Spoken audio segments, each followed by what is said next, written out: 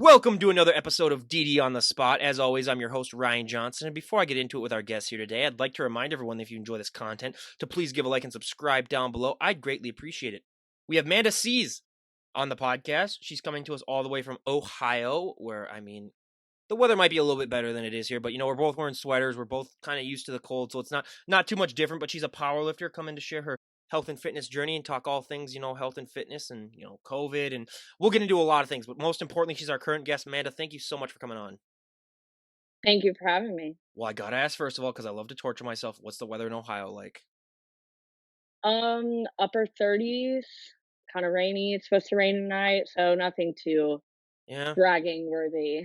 It's similar here. We don't have any snow on the ground yet for Christmas, but hey, fingers crossed we might get it sometime. But yeah, there's nothing during this time of year where we live. There's nothing to brag about when it comes to temperature. We're not talking, like we're in Arizona, which I had a guest on, 2 days ago that was doing that. And I was like, screw you. But, before we get into that, because that's a whole tangent that's like 10 hours long of winter weather woes, why don't you give us your backstory on what inspired and motivated you to get in shape and how that led to where you're currently at now? Um, so growing up, I was always involved in sports, predominantly swimming. And then I also got into running in like junior high and high school, but swimming was kind of the main thing. Um, as a kid, I dabbled in like soccer, softball, wasn't really my thing. So growing up, I was always very active. And then I went off to college and I did the club swim team at Ohio State for a short period of time. But just being involved in school and then also partying and all that, um, being active totally took the back burner. Um, so I was pretty much inactive for the first few years out of high school. And so what actually inspired me to get back into actually working out, in 2014, I was in a car accident and I got arrested for OVI. I actually wrecked into a house. So, big eye-opening moment for me. I was put on probation. I was court ordered to go to treatment and AA and things like that. So I had to get sober and I needed to find something to do that wasn't drinking. And so I was working at the YMCA at the time and I just started messing around in the gym. Just kind of started lifting weights. I'd done so much cardio growing up that I was just kind of over it. And then I started following like fitness people on Instagram. And what really got me wanting to put on muscle was when I found Dana Lynn Bailey, actually. Pretty much any female lifter is going to know who she is and look up to her at some point in their career. And so when I first started lifting, I was thinking I was probably going to go more bodybuilding route. And so I just kind of started getting into lifting, just general stuff, like looked up workouts on bodybuilding.com, nothing serious. And then I started to notice that as I was lifting more, I was getting stronger and I was starting to really enjoy like maxing out. And I started testing my deadlift max. I had a friend in the gym, Maria, and she was really starting to discover powerlifting herself too. So then in 2017, we went to the Arnold Classic together. And that was my first time going to the Arnold. And then after that, Westside Barbell had an open gym.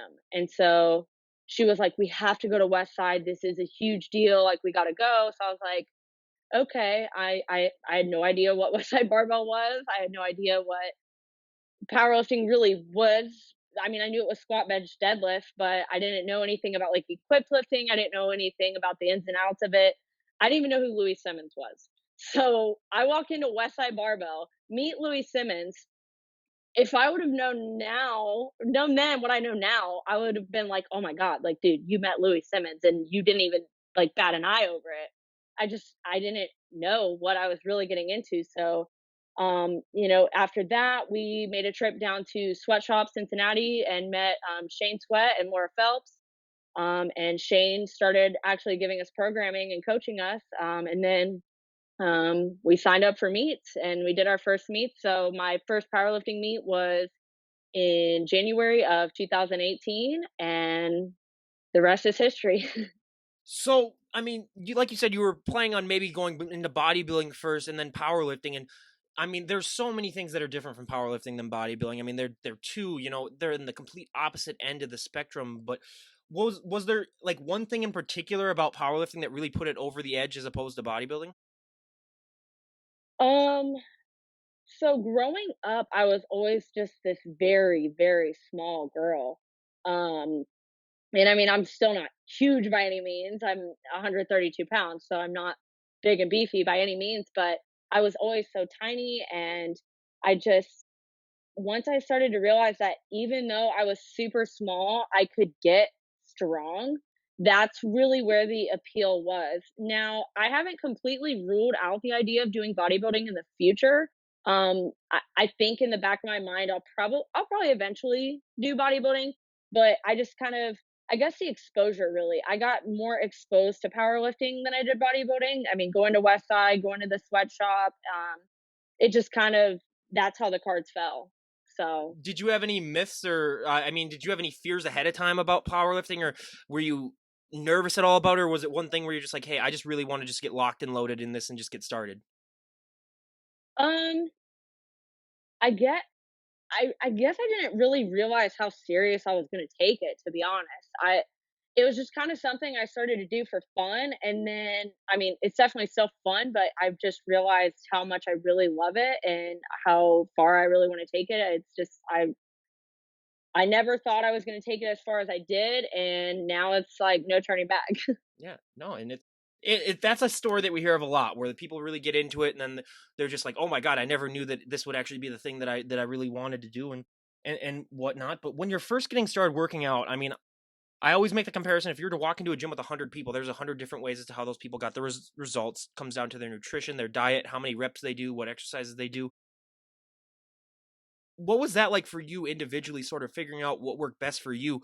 Because it's so different than everyone else. It's really just a trial and error system for yourself. Um, so like I said, early on, I was just kinda winging it. I mean, I kinda just found workouts online, just kinda did whatever.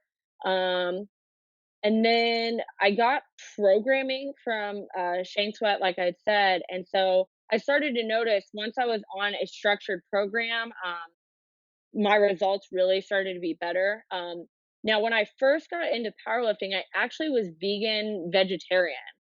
So I I had so many guys busting my balls early on about that. They're like, "You know, if you would just put meat back in your diet, Amanda, you'd be so much stronger, blah, blah, blah." And the first 2.5 years of powerlifting was nothing but me getting my balls busted for being a vegan. Then in 2020, I did add meat back into my diet. They finally won. Um, But I would say, honestly, the only real benefit I've noticed as far as adding meat back in wasn't so much it just the higher calorie intake has allowed me to maintain my weight a lot better. 'Cause, my first 3 meets, I competed at 114, and then now I'm 132, so, Out of the main lifts in powerlifting, what was one that you were amazing at when you first got started, and what was one that you've struggled the most at?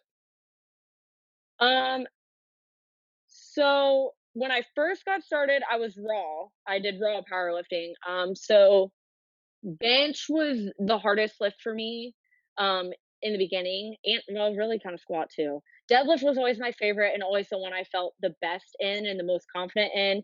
And then squat and bench were just kind of eh.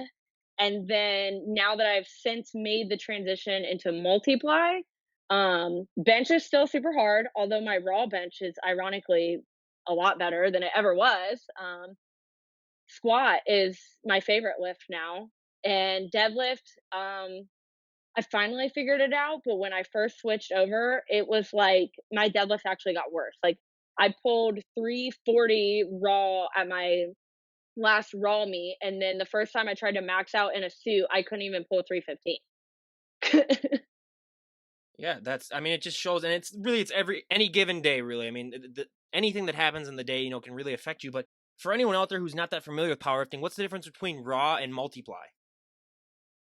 So with raw powerlifting, Raw powerlifting is probably like what most people think of when they think of powerlifting. So with raw, you can wear a belt, you can wear wrist wraps, and then knee wraps or knee sleeves, or some crazy people even do bare knee. And then once you get into multiply lifting, you're looking at the addition of squat suits, bench press shirts, briefs, deadlift suits. So all those crazy contraptions you see us wearing. Yeah, I mean, just that stuff alone is a podcast in and of itself of all the stuff Yeah. that you guys have to put on and wear. But out of all that stuff, what would you say is the one thing that benefits you the most? Because a lot of people look at that and they're like, why is there a belt? Why is there, those bands? Why is there that suit? I mean, it really just, for the average person, I mean, it just looks at them and they're just like, do they really need all that stuff? But those things do benefit you in a very positive way that a lot of people just don't understand. Yeah. Um, so just to kind of put it into context, like at my last raw meet, I benched 150 pounds raw. And then it was actually the week after the meet was the first time I ever put on a bench shirt. Um, my friend Tommy and his dad Chuck, who is also a really good friend of mine, they had been trying to talk me into switching to multiply ever since they met me, and I was just kind of like, I mean, I will eventually. It was never a question of if I was going to switch; it was more a question of when. And so they talked me into getting into Tommy's bench shirt, which Tommy at the time was like probably 220 pounds or more, and I was 114 pounds. So I'm in a bench shirt that's 10 sizes too big, obviously, and I benched 225 in it. What? So I Jesus. went from I went from benching 150 to 225 just like that, and I was like, "All right, I'm sold." I ordered my briefs that Friday, so I was sold. Yeah, that's, I mean, anytime you can put up 50% more just from putting a suit on, that's really. So what makes it different? Is it just that you're so tight and constricted that it makes it easier to go down, or how does that make it easier that you're able to lift that much more? So going down is actually way harder. Like I don't know how familiar you are with like benching in a shirt, but a lot of times you'll see the lifter, we literally have to row the bar into our chest. So benching in a shirt is so hard, but you get that pop off your chest that allows you to bench more essentially. But with benching in a shirt, it's so much technique, and that's why it's been kind of a struggle for me. Because I mean, my raw bench strength has definitely grown, but I still gotta nail the technique. That's why my bench in a shirt is only about like 235 right now. Well, that's the thing that's so interesting about powerlifting and a lot of other things too is that, I mean, you could be the most naturally gifted person on the planet strength wise, but if you don't have the technique, I mean, you can get outlifted by anyone. It's just like with bodybuilding, you could have the best package, and if you don't know how to pose, good luck. And like with arm wrestling too, I know so many guys that, like, if they ever arm wrestled, they'd win just because they know the proper technique. But if you look at them, you're like, there's no way that they would ever win anything. And yeah, I mean, technique is so much, but when it also comes to preparing yourself for these meets, I mean, with powerlifting, there's always that stigma that it's a lot of injuries just because you are pushing the max amount that you try to do. So, what are some ways that you do to help prevent injuries? Because a lot of people, when they look at powerlifting, they're just like, "Oh, I would want to do that because it seemed fun, but I'm just afraid that I would get injured just from going so hardcore all the time." That's what a lot of people think of when they think of powerlifting, I believe. um, the biggest thing for me is training smart, smart programming, training around smart people who know when to tell me when to call it. So, we train to a max, but a lot of times we try to avoid failing. Obviously, failing a lift does happen, but we like to try to, you want to lift to a strain level, but you don't want to just go balls deep every time. So basically, if you see somebody failing lifts every max effort day, they probably aren't training very smart. So that's the biggest thing is just knowing when to call it. You don't want to sandbag every week either, which I think I'm guilty of sandbagging way too much, but I'm not hurt. Yeah. Hey, she's like, hey, knock on wood, everyone. Yeah, she's not hurt, but I mean, exactly, and just like with bodybuilding too. I mean, this is so much more of a mental sport than it is a physical sport. I mean, so many people they just look at the physical changes that you make and they're like, oh my god, Manda, you look amazing, but they don't realize the mental change that's gone on as well. What has this journey been like for you mentally? Because it has vastly more of an impact on your overall well being and character than the physical changes do. um So like I had mentioned earlier, I first got into lifting because of that car accident I was in. And then here recently, especially, so I was um in September I started prepping for the women's pro-am that was supposed to be in early December, which unfortunately just got postponed to April, so I won't be competing until April. So started prep at the end of September. My dad died in the middle of October. And so this meet prep and my friends and lifting and everything, I can honestly say that it has saved my life through this time of grief. Um, it hasn't been easy, but my dad was always so proud of me for everything I did in the gym. He would always like take my lifting videos and share them onto his Facebook page so all his friends could see it. And so for me, just you know, I have chosen to not give up because of him. And so just having the people around me in the sport and just the people constantly pushing me, checking on me, um, and just having that goal to focus on despite all this chaos going on around me.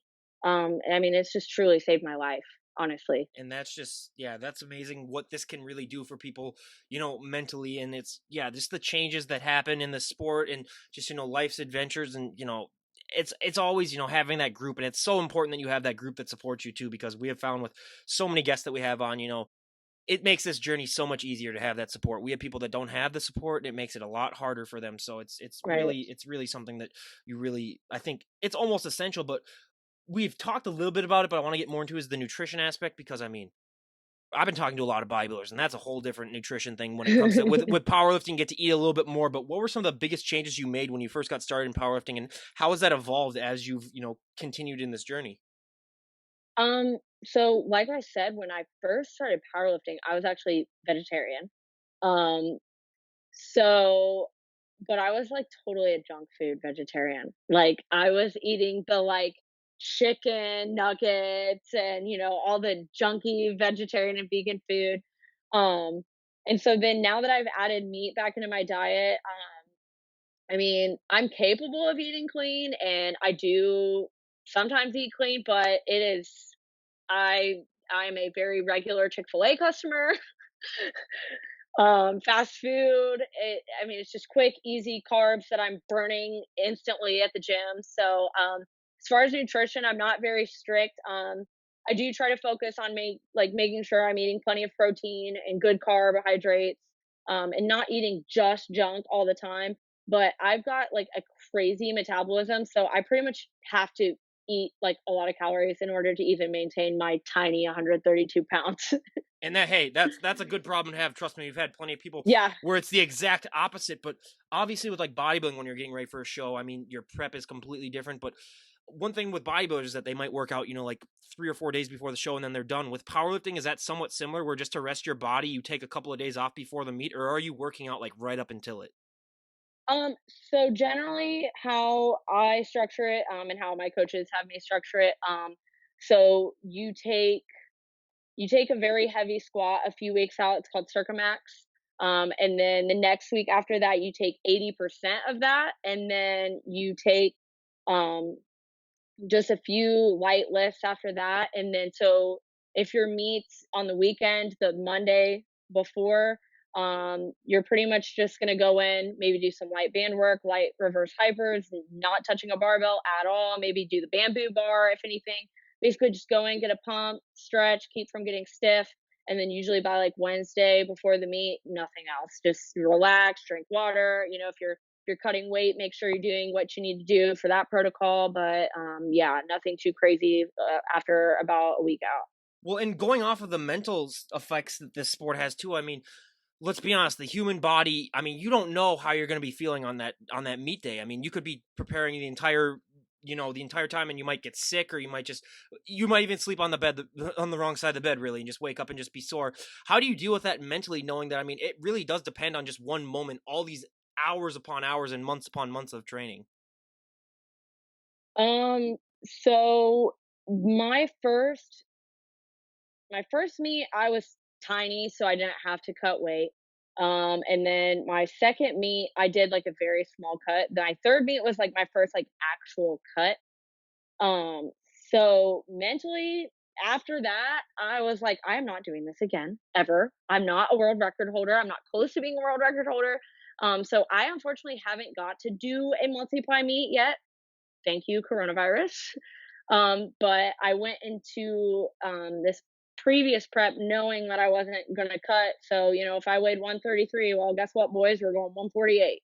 So for me, it's just like if I can prevent any craziness from happening, and that's why like the weight cuts, I don't want to do that anymore unless I get to a point where it's like I'm a lot more higher competitive wise.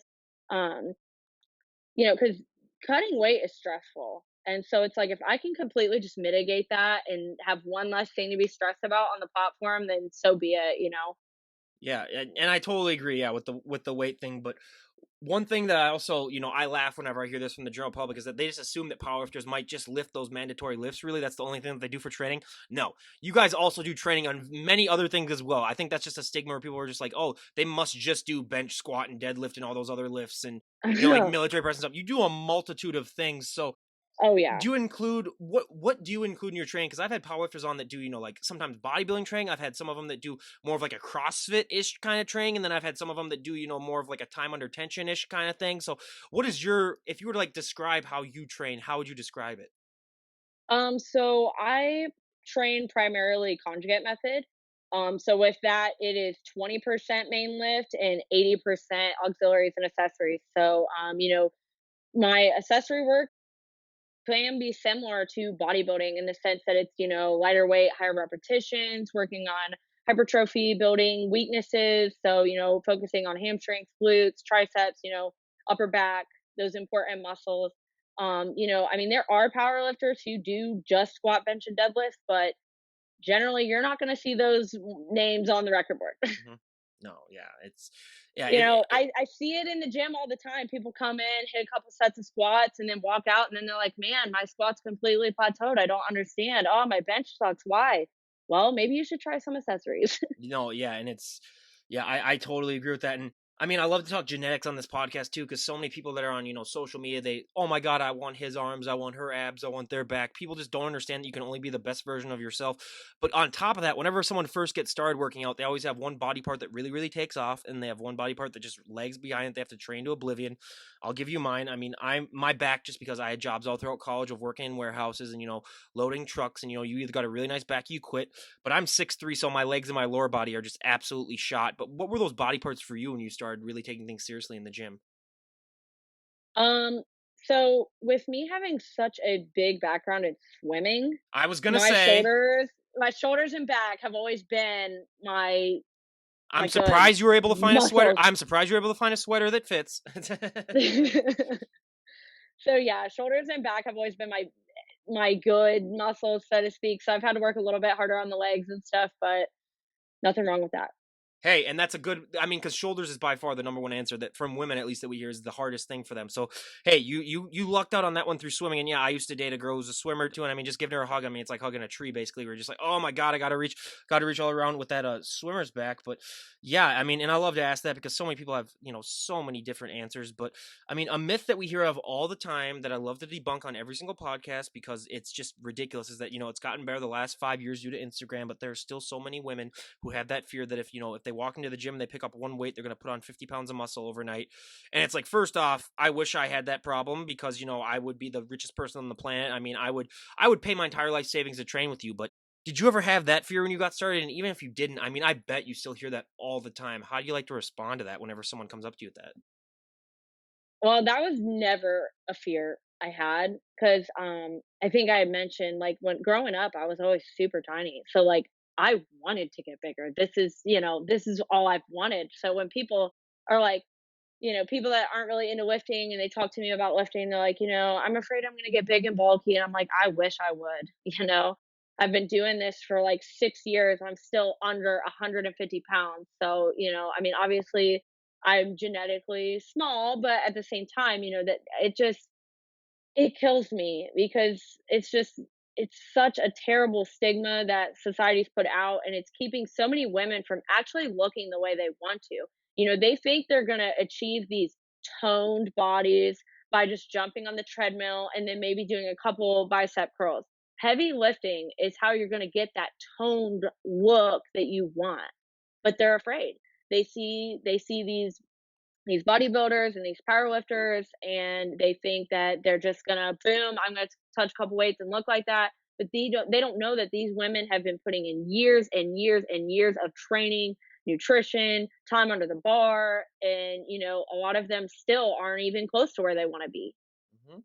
No, and it's yeah, I mean, and again, if that does happen to you where you do really take off, give me a call. But yeah, it's just never going to happen. And I mean, I don't know how many times I have to shake down some girls and just be like, it's not going to happen to you. Just try it. And it's like, what's the worst thing that's going to happen? If you got that big, just don't work out then you'd get small again after a while. So Right. I just, yeah, I never did get that really. But yeah, like I said, fortunately, it has been getting better slowly though. But one thing that I think, is such a positive thing in this lifestyle is that I mean you really do become a family with a lot of the members in the gym, especially the powerlifting community. How important has that family? I know because like you said, they really helped you with the recent passing in October. But how important is that whole family aspect to you? Because a lot of people, I mean, especially in the fitness community, I mean, they really generally care about each other. It's one of those rare instances in sports where you have competitors that like really care about you.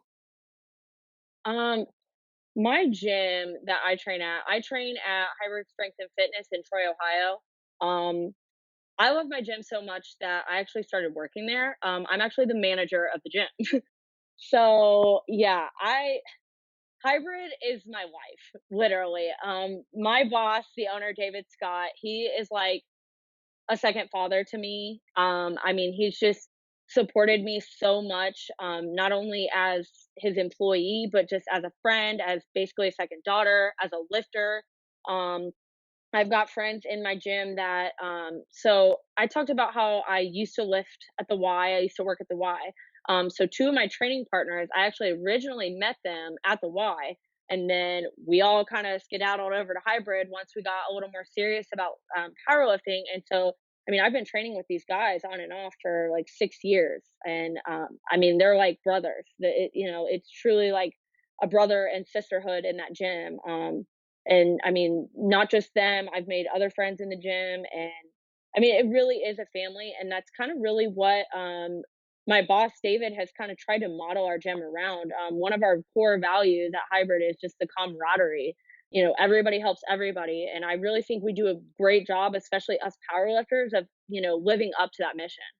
And that is just such a great thing too, because there's always that myth of people that lift, oh, they're just big and scary and they're mean and stuff. And it's like, no, they're some of the nicest people that you ever meet on the planet. It's just you just got to go up and talk to them. But I hope you don't answer yes to this. But what is your relationship with cardio like? Because I hate cardio more than life itself. Please tell me that you don't do any for powerlifting. Um, I don't do cardio. I do GPP. So there, like, I mean, cardio for me is like sled pulls. Like I said, I swam and ran my whole life. I'm over cardio. I've been there, done that. If I get into bodybuilding eventually and I have to pick it back up, at least I know I'm capable of it. But yeah, Thank God. I don't do cardio. I do GPP. Thank God, because we've had 5 other powerlifters on there like, oh yeah, I do cardio. And I was like, what is wrong with you? That should be the number one reason why you do powerlifting is that you don't have to do cardio. That's just no, but that's, yeah. I mean, that's I don't have to do cardio. I can eat Chick-fil-A whenever I want. Like, yeah, Yeah, it's awesome. And I mean, the number one thing when it comes to recovery and when it comes to, just probably the most important thing in this lifestyle is sleep. I mean, so many people do not talk about it. And it's just for anyone that doubts it, all I say is pull an all-nighter and then go and try to work out and see how it goes. I did that twice in college and I, lasted halfway through and I was like, okay, yeah, I'm done. I'm going to go back and sleep or I'm going to go back and fall asleep. But what does your sleep schedule tend to look like? Because I mean, it's fascinating once you get into health and fitness how sleep becomes 10 times more important than it is if you were just an average Joe. yeah, yeah. I mean, I'll be honest.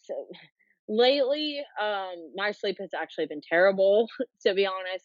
Given with the loss of my dad, I've kind of had like total chronic insomnia since then. But generally speaking, I try to be in bed by 10, 11, generally, sometimes midnight. Lately, it's been a little later, but I know.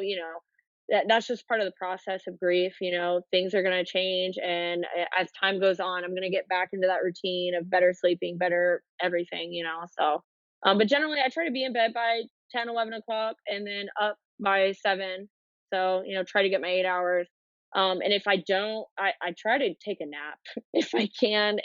If I didn't get to bed till like 1 o'clock and I got to get up at 6, 7 o'clock, I'll try to take a mid afternoon nap or something before I go in and train because, yeah, like you were saying, you know, an all nighter and then trying to train, especially like, you know, pulling an all nighter before a max effort day, that ain't happening.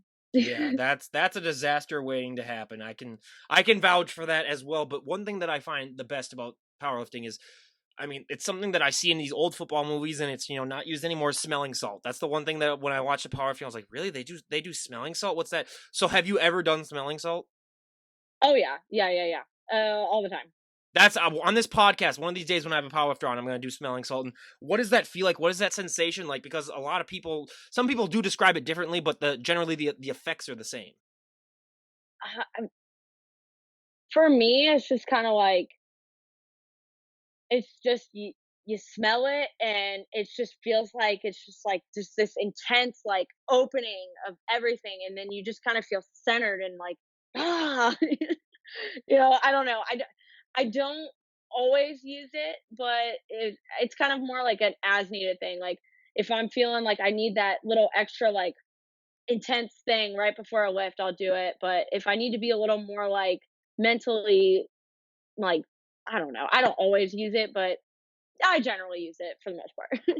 Yeah, well, and it's yeah, I like I said, one of my things on the podcast, I'm gonna do it eventually on live air with someone, so we'll see how that goes. I'm a hyper enough person as it is, so I don't know. I don't want to be all of a sudden talking at 10,000 words a minute. So that might be one of the things that happens. But also when you're dealing with lifting weight this heavy, I mean, it's just so important to always be on. Is there anything that you do just to make sure that you're super focused on these? Because I mean, I know what if I were to be underneath a bench and they put, like my max lift behind underneath me, I'm going to be laser focused. But when you're doing this so much, I mean, we have heard stories of people who have, slipped up sometimes and just really, you know, tried too much, too little. But how and how do you try to sort of like listen to your body and listen to yourself just so that you know that you're going to be safe at all as possible at all times? Um, well, the biggest thing for safety measure for me is trusting the people around me. So I've got an amazing crew of guys that I lift with, so I know that, You don't want to have I'm a twig. comfortable You don't getting want to under have the a bar. twigs. You don't want to have a guy that's a twig basically spotting you then, because then you're just like, oh, okay, this might Right. this might go down differently. Yeah. Yeah, my training partners are 220, 275 lifters, so I'm not worried about it.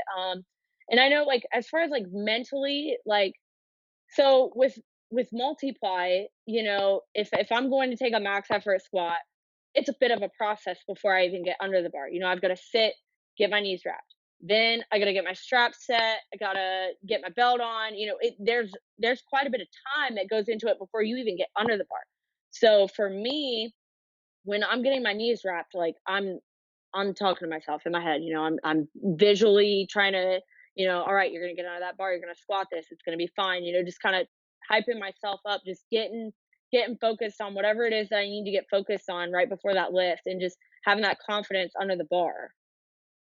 And yeah, I mean that's a mental time for me. I mean, for me that was like in between innings pitching or right before a game, so I can totally relate to that. But I mean, another aspect about powerlifting that just drives me crazy is those people that like to get slapped really hard before they go and they lift, and I'm just like, what is wrong with you people? Like, yeah, see, I was gonna ask you if you were, because like some of those guys that do that, I was like, I would be one of those people where I'd be like, dude, that hurts. I'm not gonna lift as good now. I feel that hurts a lot. Those guys that just wind up behind them and just I never did understand that. And, it's mainly a guy thing, but I have seen some women do it. But it's one of those things where I'm just like, whoa, what's going on? So yeah, that's another thing about powerlifting. Where I look at that and I was like, that's a little out there, but yeah.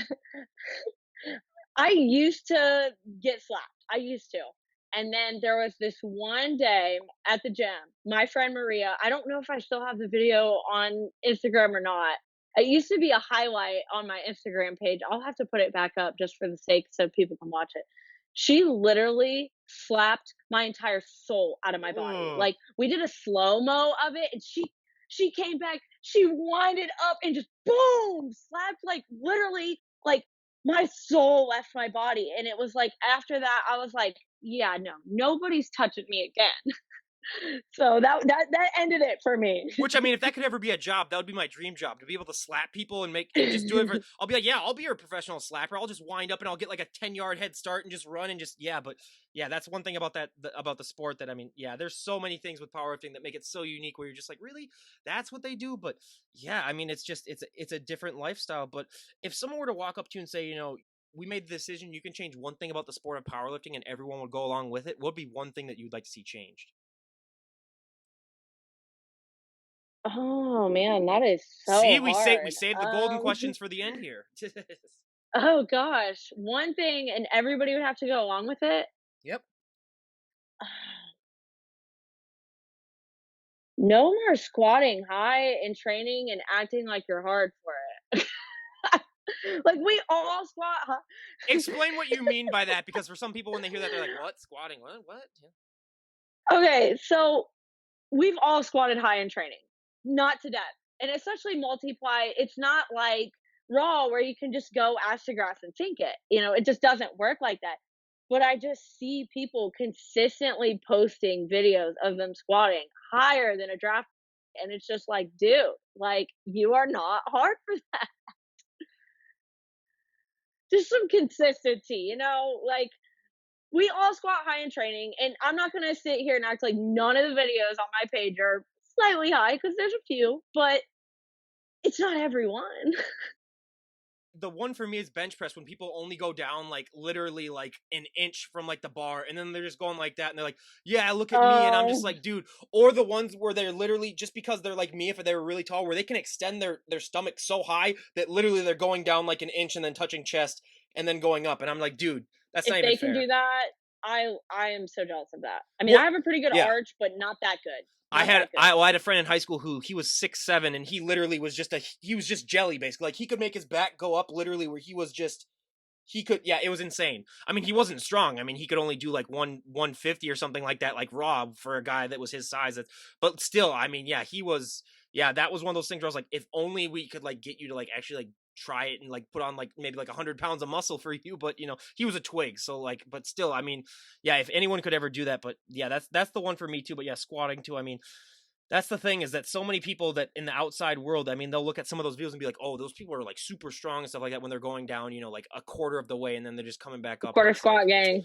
it's the people. It's like for bodybuilding. I compare like the people like doing pull ups or something like that, where they go like halfway or they go like a quarter down, and then they're just doing like, "Oh yeah, watch me do 40," and it's like, yeah, watch you do 5 if you actually go down the full way and then have to go all the way back up. Right, So right. yeah, Yeah. Well, it's and the other thing I would say that if I could change anything would be just the constant, back and forth of raw versus geared.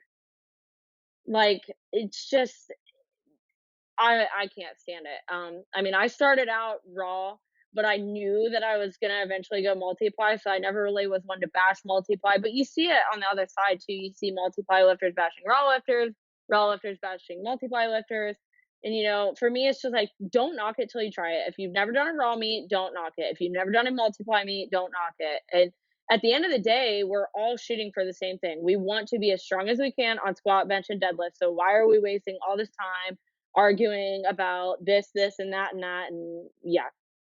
I honestly think like if you want to be like the best, you should just do raw for like the first like 10 years and then move to squat after that. Because like if you're maxing out on raw, then you're just like, hey, just give me the belt on now and let's see how much we can do. But yeah, I've seen some of that on tour where there's like raw versus belt. And I was like, who cares? It's like unless you're claiming to be like the strongest person on the planet and you use the belt and you only bench like 5 pounds more than the raw guy, then let's be honest, the raw guy probably is a little bit better than you. But it's like, yeah, it's like who cares? You're still putting the work in. I mean, it's just like with a lot of things in this journey, in this lifestyle, where people look at it and they're like, "Oh, that's why they look like that." And it's like, no, you still have to work whether it comes to whatever you do, when it comes to wearing a belt, or whether it comes to your nutrition, or how you cut and stuff. And it's just you still have to go to the gym and you still have to lift. It's not that belt isn't going to magically make you like, oh my god, look at this, I'm able to bench 500 pounds when I could only bench like 150 before. It's like, Yeah. yeah, it's not going to Yeah, make. people think that they think they'll put on a squat suit and instantly squat 500, and it's not how that works.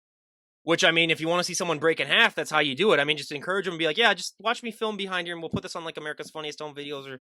or Oh, something like man. that. Yeah. My first squat in a suit, oh my gosh, I my knees shot so far forward, and it was just Well, atrocious. the thing is, I never got is like, how are you even able to squat when you get your knees taped and then you're wearing that suit? I mean, it just seems like with all that stuff on there, it's like almost making it impossible for you to even be able to squat because your legs just seem like they're just like metal, straight metal, It's a basically. lot of pressure. It is a lot of pressure, but honestly, I feel like you kinda have to be a little bit sick in the head to be a multiply powerlifter. Because I mean, you have to get comfortable being uncomfortable, you have to learn to embrace the pain, because squatting a full gear multiply is not a walk in the park, it doesn't necessarily feel good, so you just gotta get comfortable being uncomfortable and Well, yeah, you talked about you gotta be a yeah. little bit sick in the head. Anyone that's willing to get slapped in the back, I mean, that's that's a special type of person. Or you see some of these people where it seems like, or some of these people, it seems like they're summoning Satan basically when they're about to go on a lift. They're just going crazy, and I was like, okay, as long as this person, maybe goes back to a mental institution after this, I'll be fine. Or as long as I don't meet him in the parking lot after. But no, that's the thing is that's another myth is that people think that these people are just like crazy like that. No, this is their therapy basically. I mean, it's a hey, it's cheap. It's Exactly. cheaper than a therapist basically. So This you is know, we do this to stay out of the mental yeah, institutions. yep, yep. And that's hey, and I do this podcast to stay out of it because with this coronavirus with no one to talk to, are you kidding me? Like Oh, man. I'm just sitting there. I mean, I could be outside right now, sitting by my fire pit out back, and just be like talking to myself, basically. So it's good that we have this. But with coronavirus too, I mean, how has this all impacted you? Because like you said, your meets were canceled and everything. Like, how have you been dealing with the COVID? Um, so, yeah, like I said, I got screwed out of 2 meets this year. So, I'm technically not even a multi-ply powerlifter officially yet. I Well, haven't like done one yet. I haven't even with the working out aspect, I mean, because the gyms were closed and stuff, were you still able to go into your gym just because you were the manager there, or what? How were you able to like keep working out? Yeah, I'm privileged enough that since I'm the manager, I was still able to work out some, but obviously, not to the intensity that I normally would because I didn't have my training partners, The gym was shut down for 9 weeks, I was without a job for 9 weeks. Oh, yeah, COVID's been a mess, but, we opened back up at the end of May, we've been smooth sailing since, we're doing our best we've got cleaning companies coming in once a month to maintain everything as far as the cleanliness goes, so thankfully, good old Governor Daddy DeWine over here hasn't shut us down again yet, so fingers Yeah, crossed. no. I mean, we've been shut down since November, and it's looking like it's going to go down for at least the gyms here. But I got a nice setup Oh, downstairs. you But guys are shut down again? oh yeah, we shut down like November 16th, and it was Oh, until oh, December 16th, but now they extended it again. But yeah, we've been God bless you. well, for us, our gyms didn't even open up until late July, I think, and then yeah, they've And been then shut down again? in October, yeah. Or no, Oh in gosh. November, yeah. So yeah, but luckily I had to move back in with my parents because I was at UPS and they've just been furloughing a lot of people because they don't need supervisors there. They need people to load trucks, and I said screw that. I'm not going to go back to loading a truck. I got promoted for that, so I'm technically on furlough until they figure things out, and then I can come back. But I was like, yeah, I'm not spending 10 hours a day loading boxes, and I mean I don't want to get a back where like I'm like the hunchback basically where just I have just like a massive back and I don't have anything else. So yeah, I mean, there's Oh, yeah. I actually worked at UPS for a very short period of time a few years ago before I started working at the gym, and yeah, I worked there for 1 peak season, and yeah, I'm good. I'm good. You're not gonna see me back I don't there. like those 60-hour weeks. Yeah, they're not fun. And yeah, so yeah, it's insane. And so yeah, and I was the lead supervisor for everyone there at the end there. So literally, yeah, if you want to talk about, just going crazy, I mean, that's a whole different story in and of itself. But if we were to talk to you a year from today, and again, if we were to have talked a year ago and you would have predicted a global pandemic and everything that's happened, I would have bet my entire life savings against it. So goes to show that we have no idea what's going to happen. But in an ideal world, a year from today, where would you like to be at in your powerlifting? Where would you like to be at just in your overall life? What are some goals that you would like to have achieved? So hopefully come April, I get to do this meet. So hopefully, I mean, at this point, since I haven't actually done a multiply meet yet, I mean, the main goal really is just to get a total, finish the meet, not bomb out first meet. So obviously I have numbers I want to hit as well, but I mean, at the end of the day, if I finish the meet and, at least hit my openers on every lift and have a total, I'll be happy. I will probably hopefully be shooting for around a 500-pound squat though in April, so fingers crossed for that. Screw you, because like my squat. I'm not even gonna say my squat, but it's like 375. I think was the most. But I don't lift for powerlifting. I just do like the bot. I do like a bodybuilding mix of just like for me. I'm so long and lengthy that I can't really put on. Like I can't be like super huge and bulky. I was when I was in college, just because that was my life. I would literally just go to class and then work out and then eat and sleep really. But yeah, it's a different thing for me. But again, yeah, we cannot thank you enough for coming on and sharing your story. I mean, it was so great. And is there anything else that you'd like to say before we wrap things up? Um, just thank you for having me. Oh, absolutely. Well, and is there anyone that you'd like to give a shout out to before we wrap things up? Um, Want to give a shout out to my mom, Lisa. She's absolutely amazing. My brother, Adam, my boss at the gym, David, all my amazing training partners, my best friend, Sherry. And that's really all I got. My Lord and Savior, Jesus Christ. Yeah, yeah, yeah, yeah, yeah.